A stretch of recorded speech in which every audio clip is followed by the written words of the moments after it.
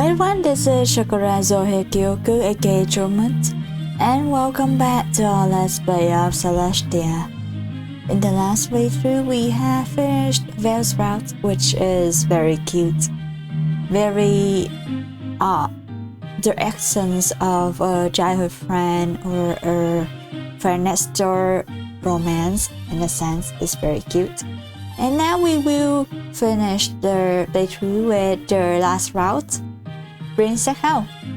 I heard it's pretty mysterious in a sense, not a traditional romance like Solace, and not the friend to lovers route like Vtuber.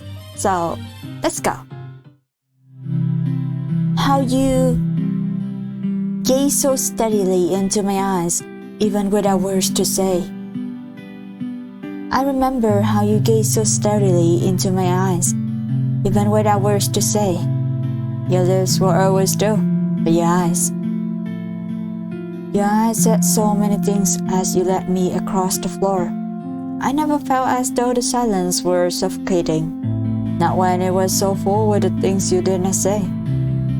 Yes, I still remember the first time all those eons ago, just how it went in the celestial hall.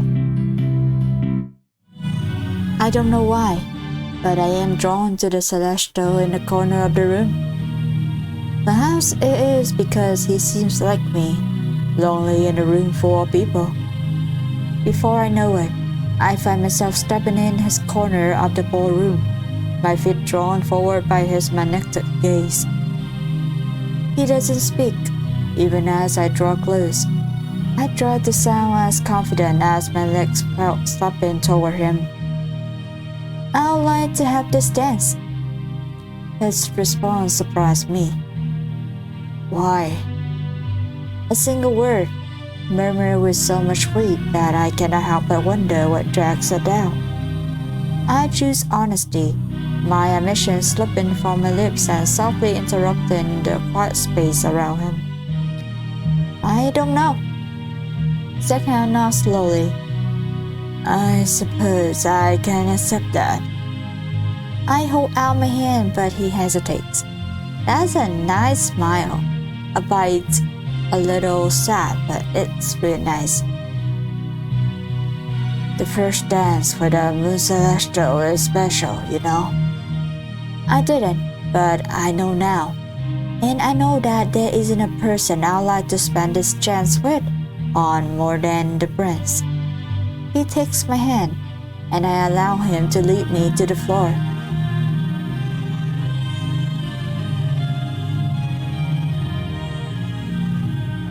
Lilting music begins with our dance, our feet moving with ancient steps that my heart knows more than my body does. He holds me close, practically enveloping me in his gaze as we sway to the music. You chose me. I nod. Where's Celestia? At the mention of the other star, I hesitate. Solace is a lovely host, but I still wish to dance with you and only you. I don't know why, but I'm interested in getting to know you. Could I? It's a bold question, one I'm not sure I am in a position to ask so soon with 10 more days to spare, before we all return to our heavenly forms, but I do. The prince hesitates before offering me a gentle smile without an answer. Oh, that's a nice smile, as I repeated that again. He spins me carefully, extending his arm, then pulls me in again so that we sway closely. It's in the silence that I feel a connection. Something is drawing me into Sekheo, and I cannot imagine what it could possibly be. Before I know it, however, the music is falling to an end, and I am brought back to the movement between us. Prince Sekheo speaks first, and with a pained finality that I almost can't understand. Thank you for the dance, but we cannot share a sky. That's very straightforward. I stared at him, bewildered. Rejected so soon? I echoed the question he initially asked me. Why? Instead of replying, Sekheo leans in so that I can see his eyes.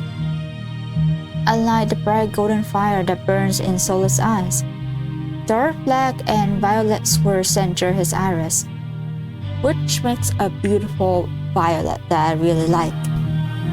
It is then that I realized that he is not just a star, a black hole, an enigma, a dying star. Knowing that I realized his fate, the star burns and glides his hand. Thank you for the dance, Your Grace, and for your attentions.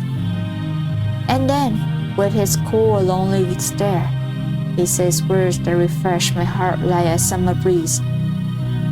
Were I in such a position to do so, I would have taken interest in you too.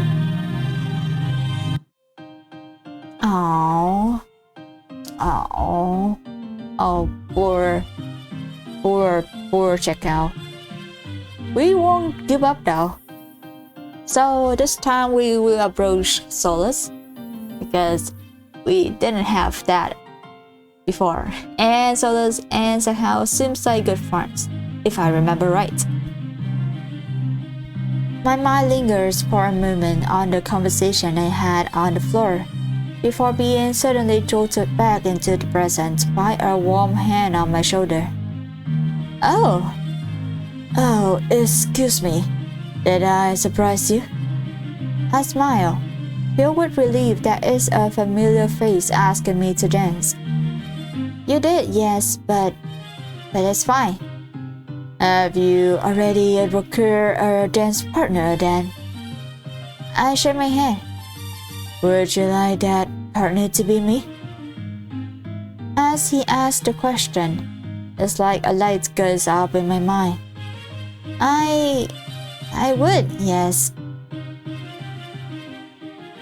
The music spirals as Solus holds me close, one of my hands in his while the other lightly rests against my waist.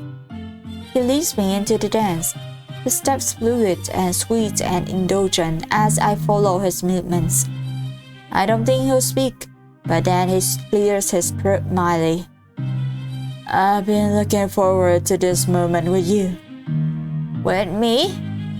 I look at him in surprise, my lips parting for a moment before I remember myself and quickly close them. Why? Ever since the former timekeeper passed on, I've wished to meet the new timekeeper. New Celestials don't come about every day, you know. I've been hoping above all that you would choose my sky. Their flirtation surprised me, but it is my duty to choose someone after all. Perhaps I will. After all, your sun is quite dazzling. Dazzling? He flushes brightly, the warmth in his cheeks obvious. You find me dazzling? I nod. I do though, Solus. Is it so surprising? Perhaps not surprising given who I am, but considering that I certainly reciprocate your interest, I feel, flustered. I don't want to embarrass him, but that's the only word I can think of to describe the way he's looking at me now. Eyes wide and golden, so bright it almost hurts to look into them. You flatter me with your interest, Your Grace. And you flatter me with this dance. He lifts his hand and throws me beneath it once, then twice. As the music ends, Lord Solus bows low, applauding politely with the rest of the couples on the dance floor. He takes my hand gently, then he presses burning lips against the back of it. I hope that this evening will find me in your company again, Timekeeper. May your planets and stars align. The forward way he bids me goodbye just finds me flustering. I try not to react, but the fact that my own face feels warm warns me that I am utterly failing. I bow in his presence, and the two of us part as I go toward the balcony to cool down. Okay, interesting. The interesting thing is that in comparison with his route, Solus in different routes that he is not the main guy is more proactive, more aggressive in a sense. While his main route, well, Ilona is definitely more proactive for some reason. Let's return to the balcony. Or not. They are Celestials, not like human children. The stairs in the ballroom are too much to handle, so I turn away, heading back toward the balcony, and not at all noticing the shadow that trails behind me. Once outdoors, I cover my face with both hands, waiting for my bounding heart to calm. I wanted this evening to go well. I didn't expect for Solus and Val to clash so easily. I think back through my conversation with the Sunlord. Could I have prevented this? Is this my fault? The questions remain unanswered as I try to think of anything Lord Solus could have said that would have alerted me about his feelings concerning Val. Letting out a deep sigh, I lean against the balcony, the starry night only making me feel gloomier as I think of the other hardworking Celestials in the distance. I wish I drove off. For what? I turn quickly, only to see. Your Highness, what are you doing out here? I followed you. You seemed upset, so I felt compelled to join you in the event you did not wish to be alone.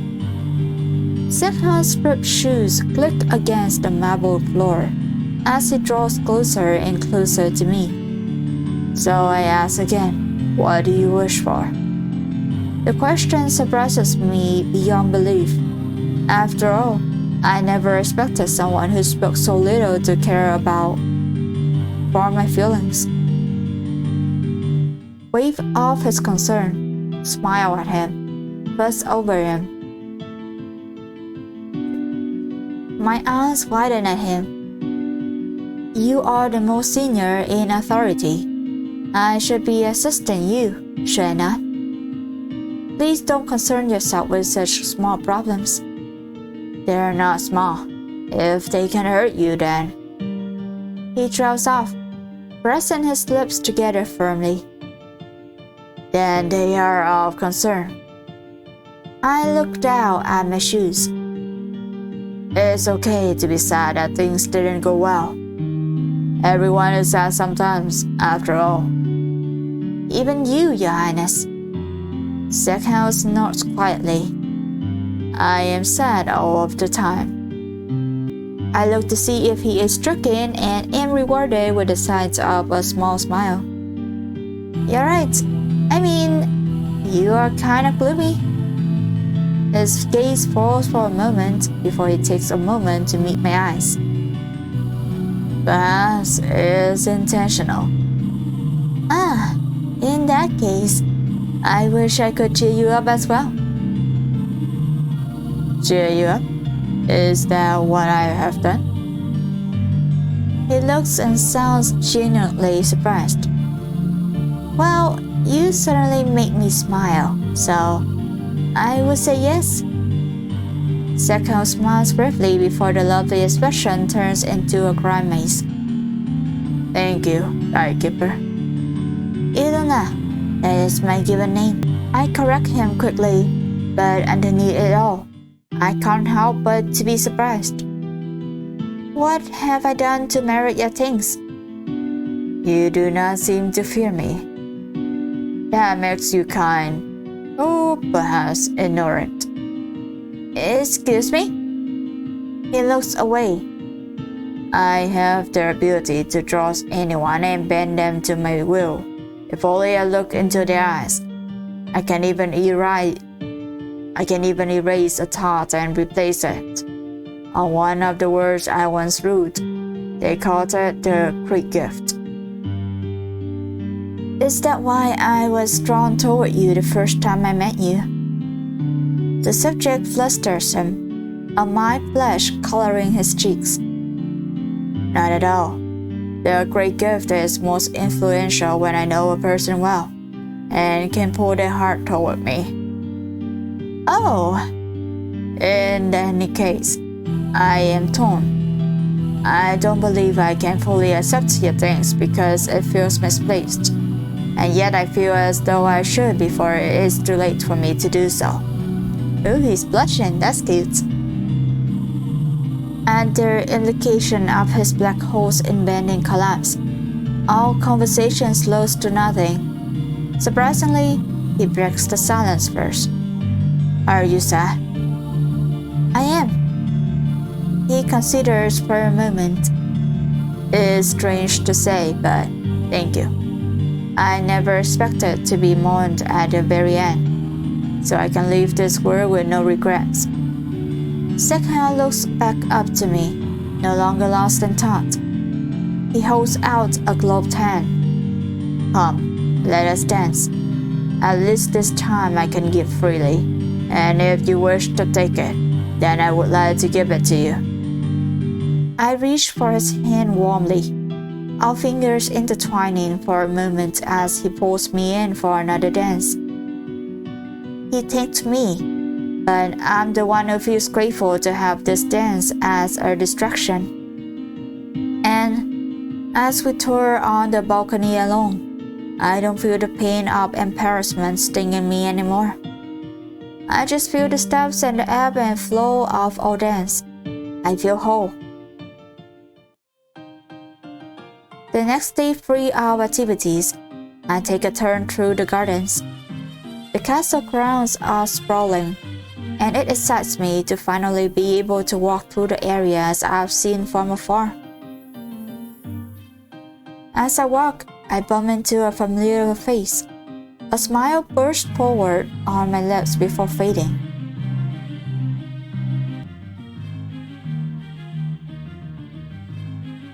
Bill. Bellandister looks up at me from his spot in the garden. He's laying in the grass, but quickly sits up as I draw closer. Ilona, He draws up guiltily, running a hand through his hair. Look, I'm sorry about last night. Things got out of hand. I lift an eyebrow, crossing my arms. Out of hand? A shouting match in the middle of the dance floor is just out of hand.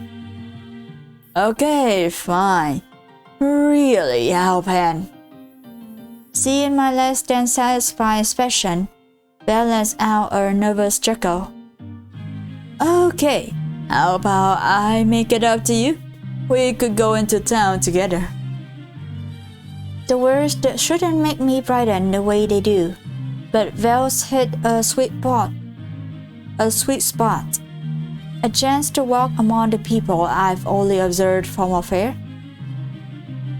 The thrill must be visible because Belle grins cheekily, as if he knows exactly what I'm thinking. He sweetens the dew with a grin. I'll take you to all my favorite places to eat so you can mingle with the humans. My excitement is palpable. I'm sure you can tell how I feel. My thoughts drift back to Sekheo, no doubt alone in the castle. I wonder, has Sekheo ever mingled with his planet's people as I am doing now? For a moment, I think of inviting him, but something makes me hesitate. And by something, I mean Sekheo's dark eyes, swirling with the death sentence that is slowly draining him. My expression must frown, because Belle's smile dims. Everything alright, Dove? I flash him a smile. I'm fine. Where do we go? When do we go? Belle and I walk side by side in the town, approaching a market. Behind us trails a small detail of servants meant to protect us. After all, it is in our corporeal forms that we are the most vulnerable. As we go, the market grows silent with awe as we walk the streets, and we can only hear quiet muttering as we pass by. In some ways, it should be expected, but this distance is not at all what I imagined. Everyone is staring at us, Val. Are you always the center of attention among humans? Am I doing something inappropriate? Everyone seems to be looking at us. Is it my clothing? Val laughs under his breath as he steps closer to me. His proximity suits some of my attention. You're fine, don't worry. These people aren't used to Celestials walking among them. They'll relax as they get to know you better. I nod and try to return the looks with a friendly smile. Alright, I can do that. As if like clockwork, it's at this exact moment that a small child bumps into me. His ball hits my knee as he tries to catch it. I notice that the whole marketplace seems to be holding its collective breath. I crouch down, reaching down to help the little boy up. Are you alright, little one? I recognize the child right away as I look into his dark little eyes. You're the son of the blacksmith, isn't that right? You know who I am, timekeeper.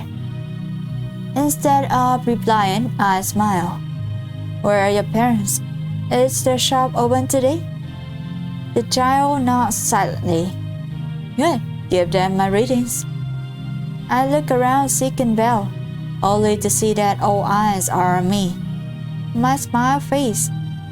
Am I acting unnatural? An older person approaches me with a kind smile. My, Elena. It looks like you haven't aged today, and still so kind-hearted. I gape in surprise. Should I know you? Not at all. It's been over 100 years, and I'm still kicking. I still remember how it looked when you were pulled into the sky by a shining light. You knew me when I was a human? Yes, I was just a little girl then, but I remember.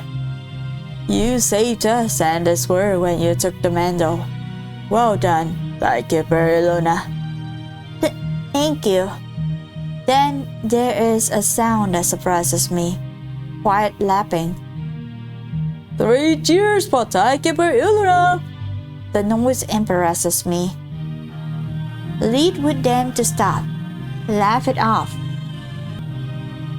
Yeah, plead to them to stop. It's a bit embarrassing. Please. The sound of my voice calms them almost immediately. I became a Celestial, but I would still like to make your acquaintances. I smile outwardly, touching my head lightly. It is unfair that you should all know me, and yet I am ignorant of you. I turn to the guard detail, motioning one of the knights forward. Yes, Timekeeper. If it is alright, I'd love to arrange a day to meet as many from this town as possible. Could we perhaps have a small gathering to take tea with me in the garden? It will be arranged. An excited thrill courses through me as Belle saunters toward me, crosses his arms. I can't leave you alone for a moment, huh? I didn't do anything. Except be your extraordinarily lovable self. Come on, let me take you to a place to eat. After eating, Vale and I walk together through another section of the humble town. Everywhere we go, people move out of our way and on occasion bow as we pass. It's hard to adjust to the formalities, so I try to distract myself with conversation. So, Vale, may I ask your opinion? He grins at me playfully. It's not worth a single coin, but sure, feel free. What do you think of Sekheo? The prince. He hired me once an eon ago to rescue the smaller moons and planets in his system when the black holes started to pour them in. Wasn't an easy job, but I managed to get them all at a safe distance. For this reason, as far as I know, he's a good guy. But I have to say, he's a lonely one. What do you mean? Well, his black hole already pulled his planet in after his people escaped. He has nothing around him but total darkness, and yet he saved the Celestials around him. I'll help him again if he asks for it. Valandester looks at me suspiciously. Why? I look at him frankly. I'm interested in him. Vale chuckles uncomfortably. Of course you are. Not like that. I just feel like he looks so lonely. I wish to defend him. Is that so wrong on me? Wrong? No, of course not. You'll just be leaving your people in perpetual darkness with only a moon and a black hole to light the skies. I said not like that. It's not as though I'm going to choose him to be in my sky just because we've become friends. Belle sounds slightly. Listen to me, Elena. It's nice to flirt with death, but to embrace it is something else entirely. Then you don't have to worry. My gaze drops. He told me it wasn't possible as well. Belle looked satisfied. See, you should listen to him. A wise Celestial. Never thought I'll see the day. You're right, but I drove off. I know the Vale is being reasonable and I should put my people first. But his dark piston stare is behind my eyelids every time I shut them. I can't just forget about that forlorn gaze.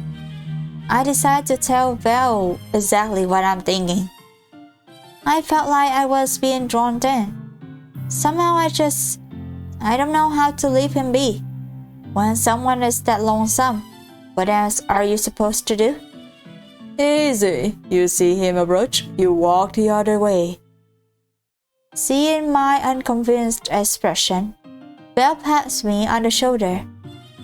I know the type of person you are, Dove. You care, maybe a little too much, but just listen to me. I'm listening. Good, now really listen. Keep your distance, Elena. The reason you probably felt drawn in is because he can draw people into succumbing to his will. I know. He told me that already. But one thing bothers me. I mean, is he the type to, do you think he used his ability on me?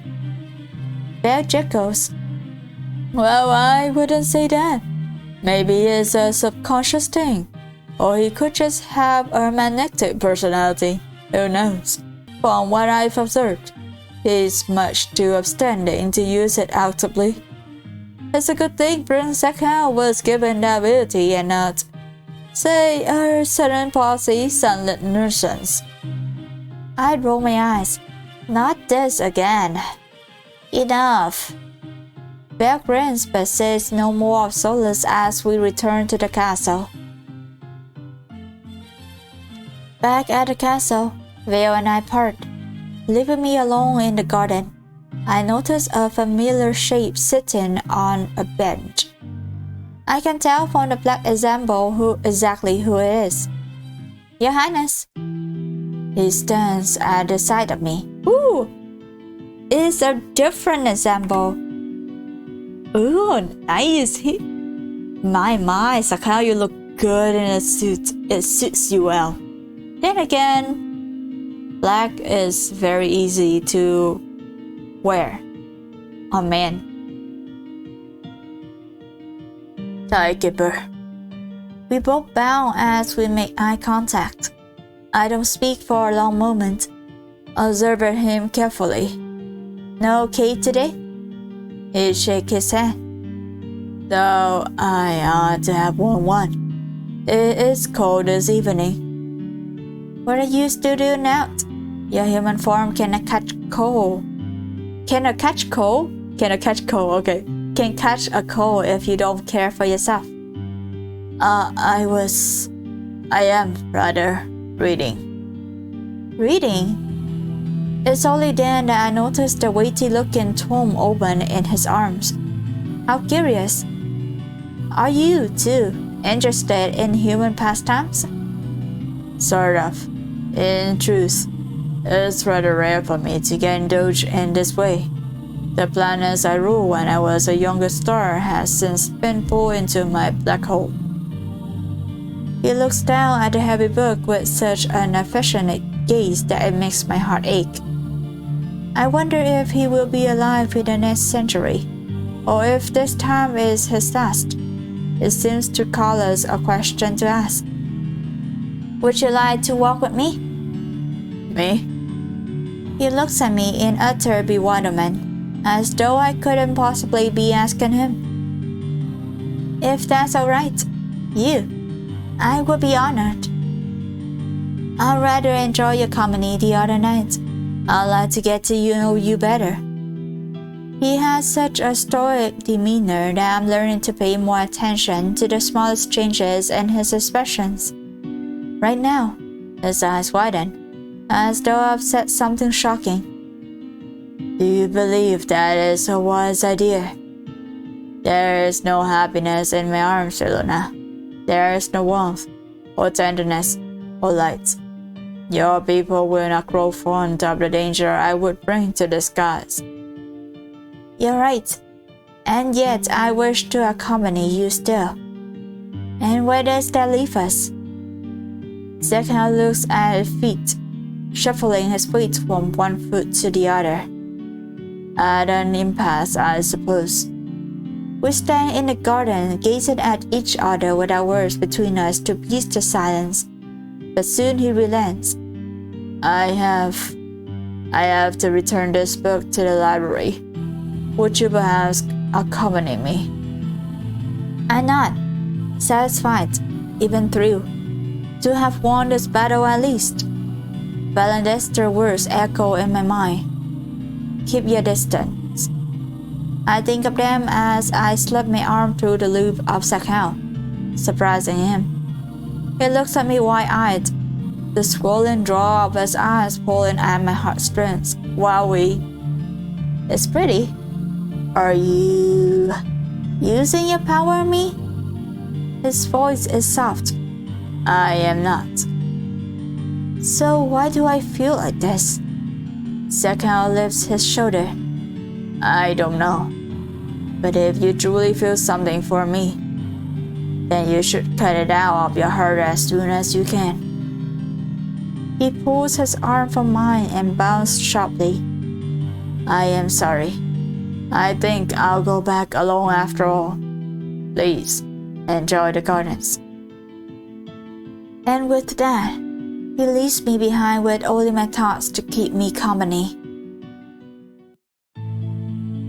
The next morning, I am awakened by a knock on the door. Timekeeper Elena, are you awake? I am now. Yes? I come to deliver an invitation from Los Solis on behalf of the people of the town. I sit up eagerly. People of the castle town, you say? What does it say? You have been invited to enjoy the festivities of the local moon festival, held in conjunction with the... Before I can even hear the end of the servant's sentence, I'm already pulling on clothes as quickly as I can. I jerk open the door. I'm there. Excuse me. You don't need to read the rest of the invitation. I grasp the human by the shoulders and lift him, spinning in a delighted circle. Oh! I let out a quiet laugh as I set him down. Sorry. Perhaps I am too excited. In any case, I'll see the townspeople there.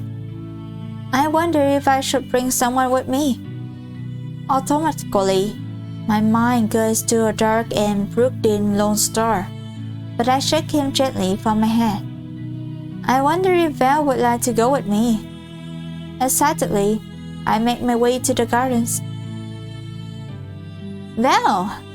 I search the gardens, but there's a strange emptiness that tells me that he isn't here at all. Sighing, I take a seat in the veranda, wondering where he could have gone off to. Don't tell me you came to my party and still ended up working. I know Val's work of catching runaway stars is important, but I was hoping he'll take the time to relax. Letting my shoulders sprawl for a moment, I stretch my body, then stand. I suppose I could go alone. The idea is one that fills me with dread. It was overwhelming enough with Val. I'd rather not go alone. I can only imagine what it'll be like without him there as a buffer. The stairs didn't seem so bad, but when I imagine bearing them alone, it's not really a fate I can see myself enjoying. Unless... I brighten. I could ask Solus. He's the one who had the invitation delivered in the first place. Certainly he'll want to go. Decision made. I rush off to find the Sunlord. It takes me another hour of roaming the halls before I finally find the busy man. Unsurprisingly, in the midst of reparations, surrounded by assistants, Solus directs his workers with a kind of ease and authority that I can only envy. I approach him gingerly, not wanting to interrupt, but at the same time left with no choice. Excuse me, my lord. Solus turns and, right away, shines a bright smile toward me. Thy keeper Ilona. I thought you'd be in town by now. That's the thing. I was hoping for an escort. Would you mind coming with me? Unshockingly, Solus looks at me with a mild tinge of embarrassment. Thy keeper, you know that I would spend all costs to complete your will, but at this time, I have no, time. After all, I'm planning tonight's evening meal. I open my mouth to reply when another voice does it for me. Why don't you delegate it? Dressed in all black like a harbinger of death, the blackhole prince sits reclined in a chair. One of his legs crossed over the other with a book in his hands. Your Highness, I didn't even see you there. Sekheo nods once in greeting. And yet, here I am. I should Sekheo a look as Solus lets out a loud scoff. Delegate? You wished for me to delegate duties to mere humans. Huh, as if they were up to the task. I've had a mind to make the dinner myself with all of the mistakes and... Sekheo is already disinterested, his eyes dripping back down toward his book, as Lord Solus runs a list of complaints that, frankly speaking, sound overwhelming. I'm grateful that I'm not the one doing the organizing. At the sound of Solus having an epiphany, both Sekheo and I look at him. I may not be able to delegate my planning duties, but... No. I didn't finish. You're a fellow Celestial, and as such, I trust you to be competent enough to delegate my escorting duties. Sekheo, why don't you go in my stead? I already answered. Bring Sekheo.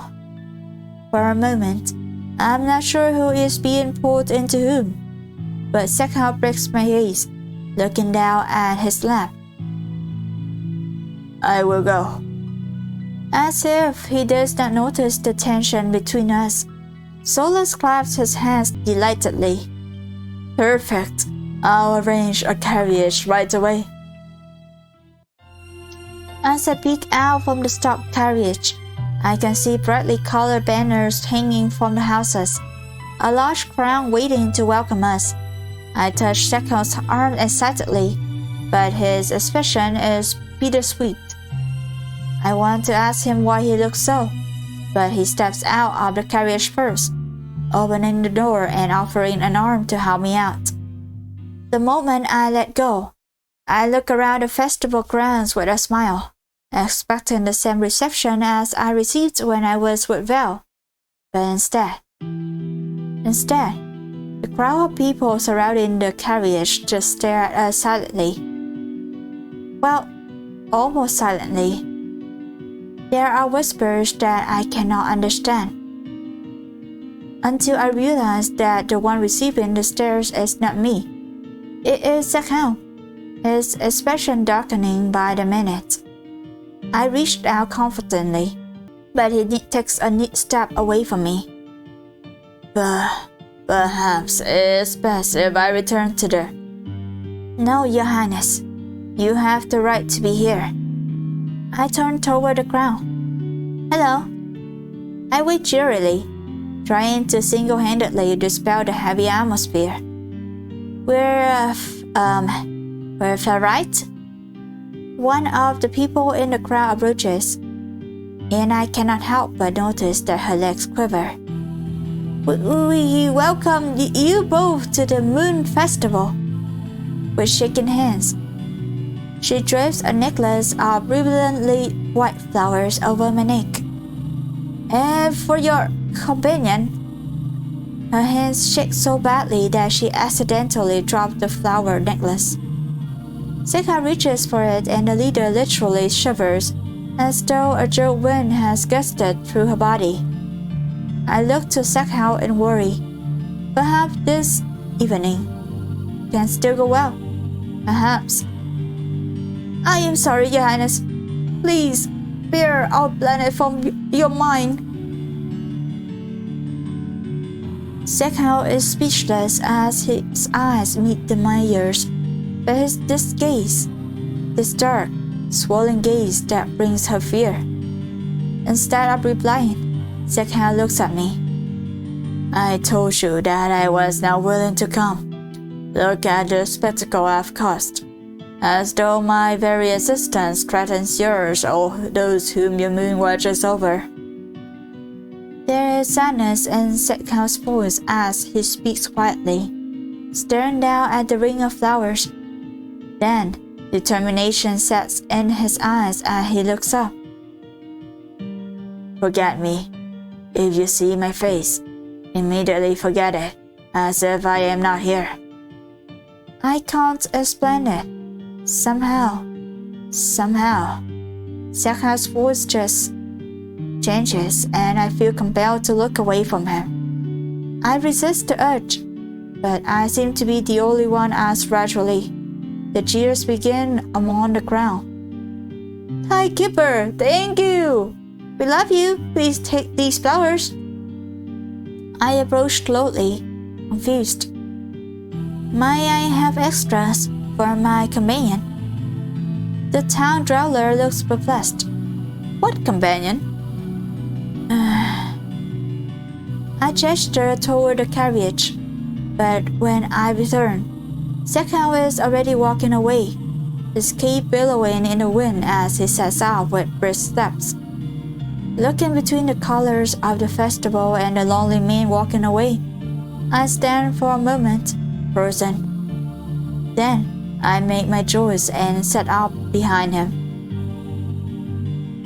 Sekheo doesn't stop his gait until he is far from the grounds. No matter how I shout for him to wait, he does not. Until finally, he turns on his heel, irritation on his face. Do not follow me, Timekeeper. I note right away that he doesn't say my name, a detail that stings, just a little. I must. Is that so? Yes, because you're my escort. I say the words between heavy breaths, glad to finally have caught up to him. Sekheo frowns mildly, trying to decide what to do. I can practically see his thought process.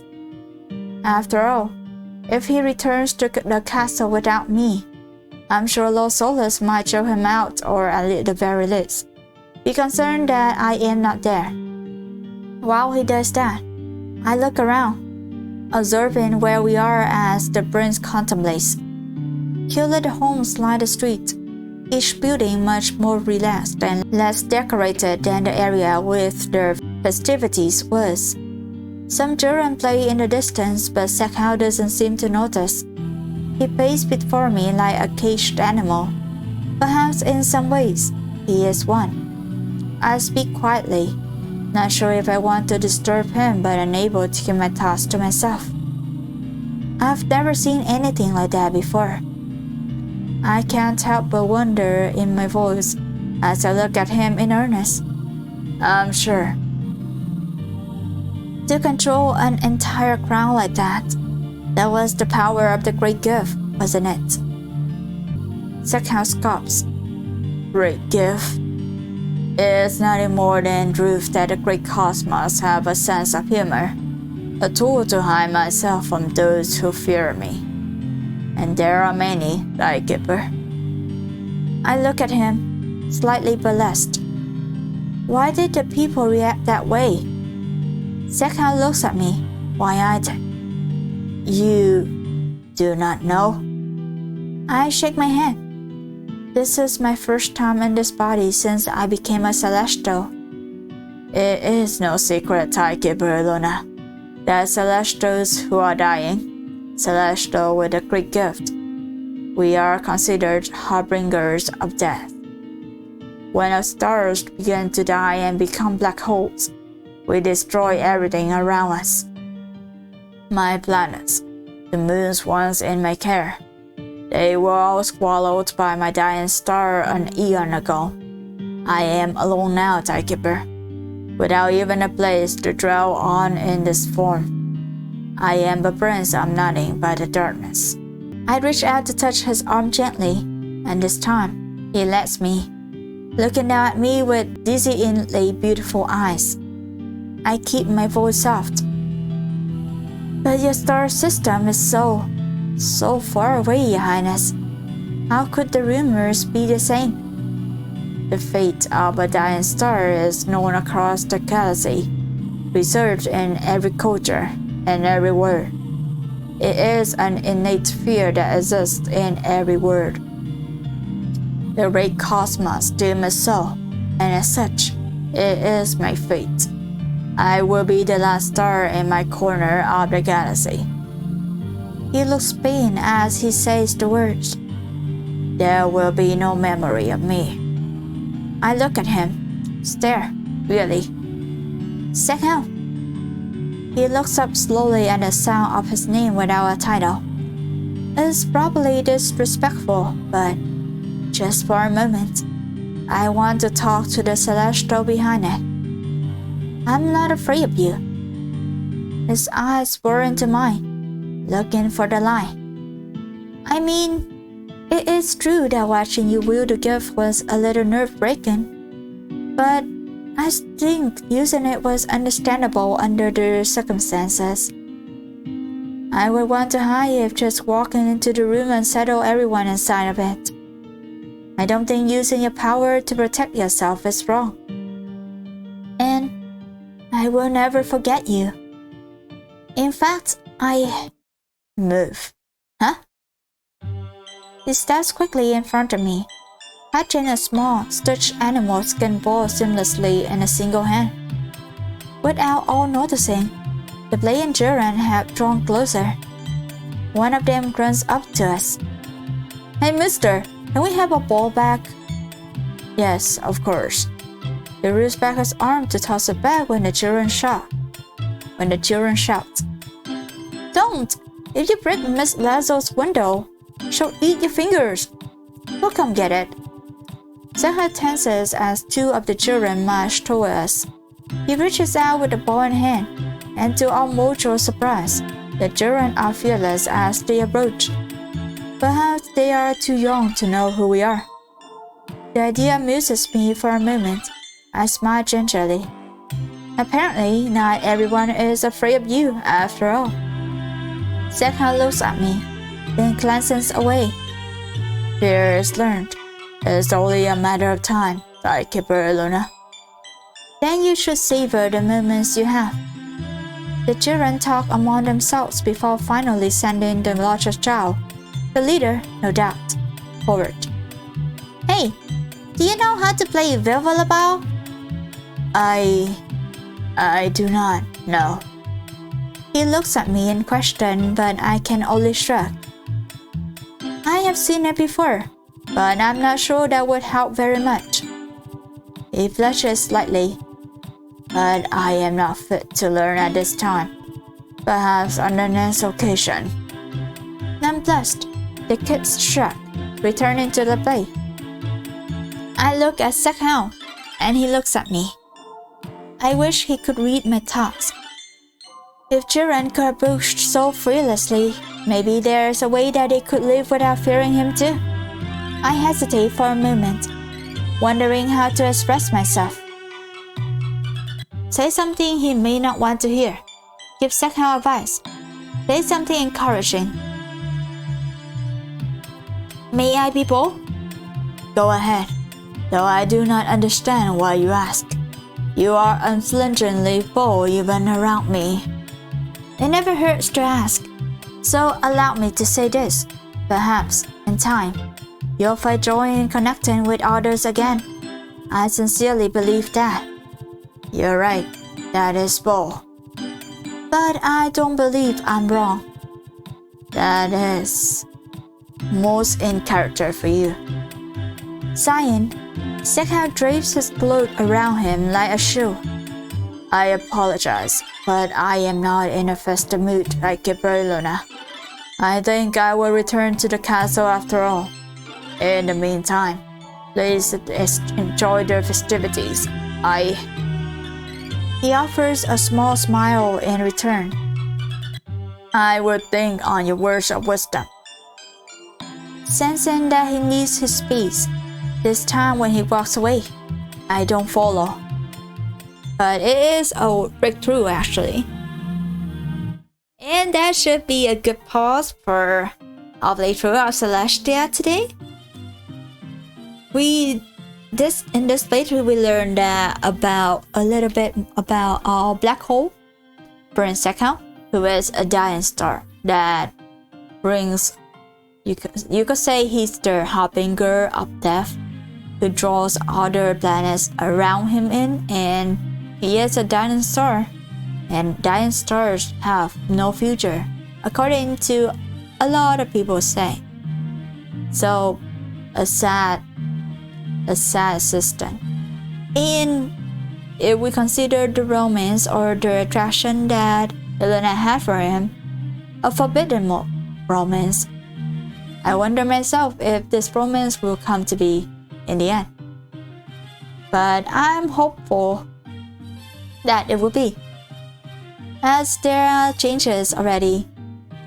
Despite the previously scared him from the adults, the children are not afraid of him, and it gives some food for thought. So we'll leave him be to think on the experiences himself, and we'll see if he has any changes in mind and thoughts in the next playthrough of Celestia. Bye bye!